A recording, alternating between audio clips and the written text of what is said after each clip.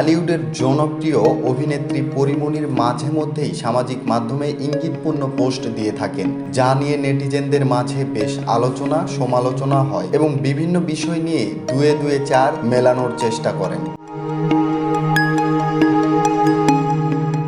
পোস্টে পরীমনি লিখেছেন, আজ এখন যাকে নিয়ে তোমার সুখ খুঁজে পাচ্ছ, দেখো সে যেন তোমার দুঃখের কারণ না হয় সোনা। অভিনেত্রীর ইঙ্গিতপূর্ণ পোস্ট নিয়ে নেটিজেনরা বেশ আলোচনা সমালোচনা করেছেন। তারা বলেছেন, পরী তার সাবেক স্বামী শরীফুল রাজকে নিয়ে পোস্ট দিয়েছেন।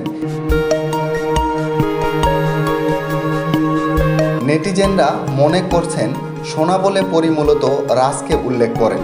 পরীর পোস্ট শেয়ার দিয়ে এক নেটিজেন লিখেছেন, পরী রাজকে ভুলতে না পেরে তাকে নিয়ে এমন পোস্ট করেছেন। আবার অনেকে মিশ্র প্রতিক্রিয়া দেখিয়েছেন। ফারহান নামে আরেক নেটিজেন বলেছেন, কষ্ট পেয়ে এভাবে রাজকে মিস করার কি আছে, নিজেকে নিজে ভালোবাসেন।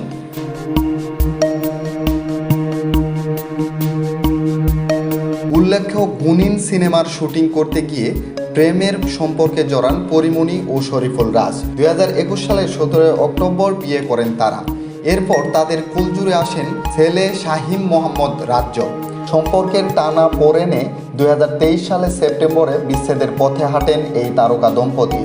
বর্তমান সময়ে কাজের পাশাপাশি ছেলে রাজ্যকে নিয়েই সময় কাটছে পরীমনির।